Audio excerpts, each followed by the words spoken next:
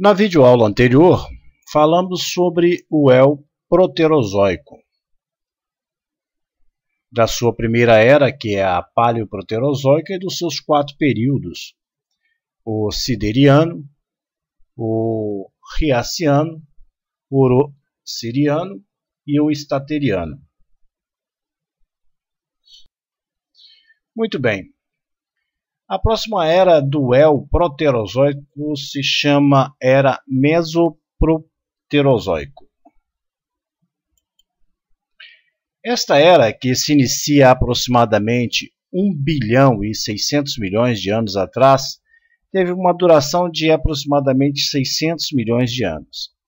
Esta era foi dividida didaticamente em 3 períodos, cada um com seus eventos mais importantes.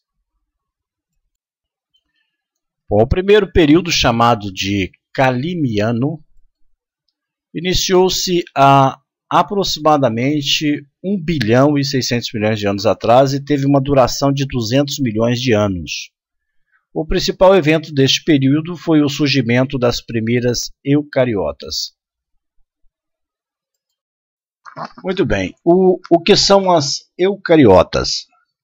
Elas são os organismos vivos unicelulares ou pluricelulares constituídos por células dotadas de núcleo, distinguindo-se dos procariontas, grupo parafilético, cujas células são desprovidas de um núcleo bem diferenciado.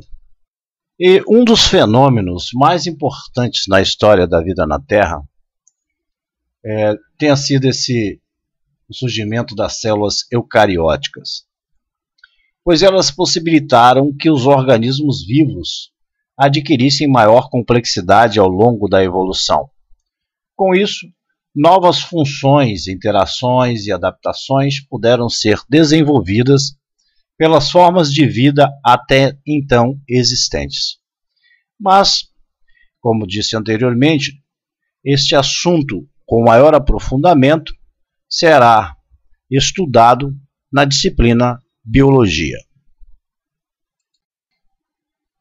Então, findado o período Calimiano, inicia-se o período Ectasiano. Este período, que teve início há aproximadamente 1 bilhão e 400 milhões de anos atrás, teve como uma duração de aproximadamente 200 milhões de anos. Seu principal evento foi o surgimento das primeiras algas vermelhas, também conhecidas como rodopitas.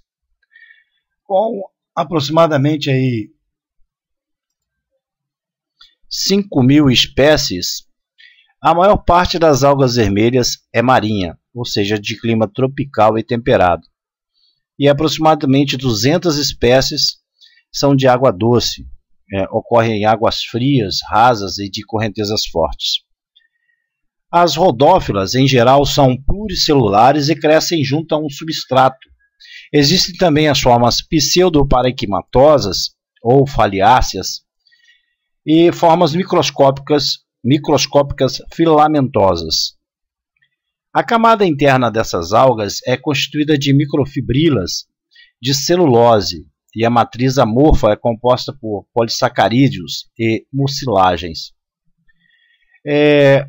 Muito empregada esses tipos de algas na indústria farmacêutica e indústria alimentícia, como meio de cultura para micro-organismos, cápsulas, supositórios, anticoagulantes, filme fotográfico, sabonete, creme para as mãos, substitui a gelatina, cremes, geleias, maioneses, pudins, merengues, entre outros.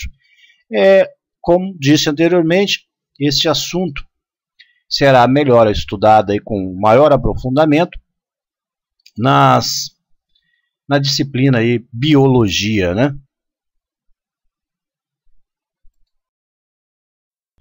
O mais importante nesse aspecto desse período, desses seres, dessas algas, é que alguns representantes de rodopita, dessas algas vermelhas, elas são capazes de depositar carbonato de cálcio ou aragonitas, também conhecidas como nemaliálias, em suas paredes celulares, e o que as torna muito resistentes com baixa flexibilidade. Esta flexibilidade se dá por meio de genículos, que são regiões entre dois nós. Essas características são observadas nos gêneros coralina e janina. São muito abundantes ecologicamente e importantes e podem formar grandes recifes de corais. Então enxergamos aí, nesse caso, mais um passo, no processo evolutivo que advém dos oceanos, das águas, como dito anteriormente, que são a formação de grandes nichos, de grandes biomas de vida, como os corais. O próximo e último período da era Mesoproterozoica foi o Isteniano. Este período se inicia aproximadamente 1 bilhão e 200 milhões de anos atrás e teve uma duração aproximada de 200 milhões de anos. O principal evento foi o surgimento dos primeiros animais.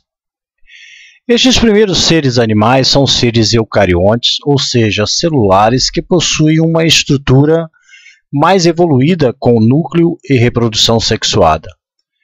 O advento do surgimento destes primeiros animais reflete uma evolução simbiótica da vida processada.